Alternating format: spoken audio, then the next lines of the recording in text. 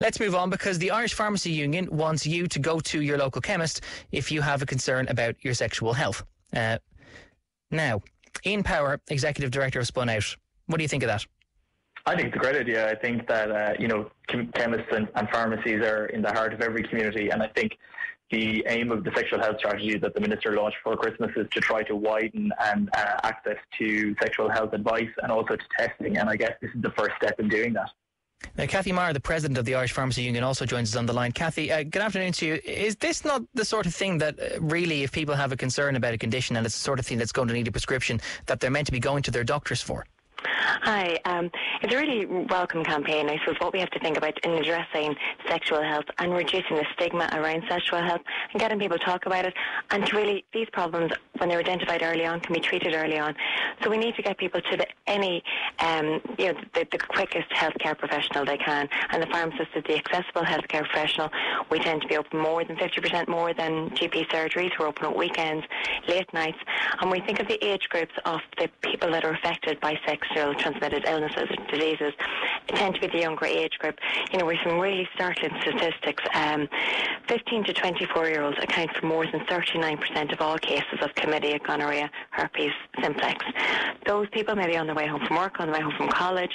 They can pop into their local pharmacy at hours that are often not suited when you look at GP surgery. So again, it's not trying to direct them one place instead of the other. This campaign is to really highlight the need for early testing, the need for early intervention in sexual health, to really help reduce any problems and help reduce further transmission. Okay, Kathy, but one assumes that if you were asking people to go if they had or suspected that they may have an STI, that you would have the facilities on site to be able to test them pretty much on the spot. Do your members have those facilities? Many pharmacies have home testing kits, and can talk patients around how to use those kits. And pharmacies aren't just there just to provide that service. Pharmacies are, as Ian said, a really vital part in communities. We have a very good signposting service. People might not want to go to an STI clinic straight away. They don't know maybe what symptoms to look out for. 80% of STIs are symptomless, but they might just want to have a general chat around sexual health. And the pharmacist, being a really skilled healthcare professional, say you may have symptoms that need to be seen by a GP, you may have symptoms that need to be seen by an STI clinic. When we look at patients that come in, and women come into us for emergency hormonal contraception, what they're coming in for is for a confidential, private consultation where they know they'll be given the time to really speak through their problems with the pharmacist. But the pharmacist, again, even in that circumstance, will also talk around the sexual health needs as well, and talk to them about safe sex and the need for safe sex, and they need to go for sexual health testing as well. Ian Power, Executive Director of Spun Out. There is, I suppose, a risk in some cases that if this is the sort of thing that people in more rural areas wanted to pursue, that they're going to be going to a chemist who might be in their own hometown or their own home village where everyone knows everyone, and they might feel a little bit inhibited about going to a pharmacist because they might worry that they might, even if the pharmacist doesn't tell people or maintains confidentiality, that they might be seen going in there in the first place, and that might only lead to people gossiping maybe. Absolutely, and I think that's the reason why I guess that confidentiality and those consent policies, they need to be made explicit to young people, so that that there are publicity materials in pharmacies and chemists saying that whatever you talk about to us remains completely confidential, and that those conversations can happen in a place where they won't be easily overheard, where sensitive things that are discussed between the pharmacist and the young person can't be readily seen or overheard by anybody else who's in the pharmacy. I think that's crucial, and I think in relation to rolling this out more widely, I think that pharmacists and pharmacies are really welcoming to young people is really, really important for this to work. And in the UK, they've been doing this for a while, and they even do have some on-site testing, some clinician on-site testing in addition to giving out home testing kits.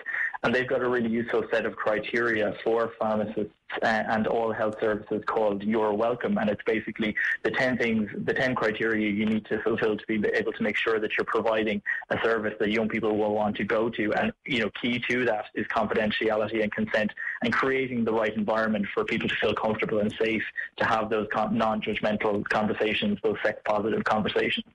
Finally, Kathy, a lot of people, and there's some text even coming into 53102 about this already, they think that when they go into their pharmacist, that basically the pharmacist, the person who's got the pharmacy qualification, is the person who's in the back doing all the dispensing, and that the person at the front is the one who is they're likely to be at the customer service end of things. Is it not a bit of a concern that the person who's actually qualified is the person who's in at the back, and that they might feel like they're being interrupted from doing their dispensing work if they have to come out and talk to someone about a suspected STI? I know that might be the feeling when sometimes people come into pharmacies, but pharmacists are very skilled professionals, and as soon as a patient needs to speak to a pharmacist, I mean, our tagline is ask your pharmacist first. Straight away, the pharmacist, I mean, we speak to patients all day, every day in terms of the medicines they need, whether it be with prescription or without prescription. All pharmacies since 2011 have been required by law to have private consultation rooms, and they're generally rooms with doors that close, there's no audible sound that can be heard within the pharmacy, and there's no visual, so the patient has complete privacy for that. And I mean, pharmacies, we deliver flu vaccination. We do provide the emergency hormonal contraception, which would take at least 15 to 20 minute consultation in the consultation room with the patient. So pharmacists are there really to offer a wide range of services to patients, and everything is for the ultimate for the patient's satisfaction, and make sure that they have a very good health experience.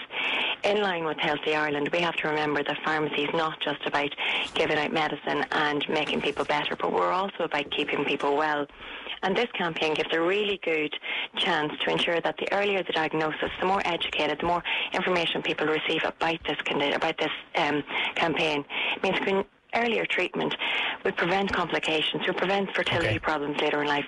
We also would prevent and reduce further transmission. Okay, we'll leave it there. Kathy Maher, President of the Irish Pharmacy Union, and Ian Power, Executive Director of Spunout. Thank you both for joining us.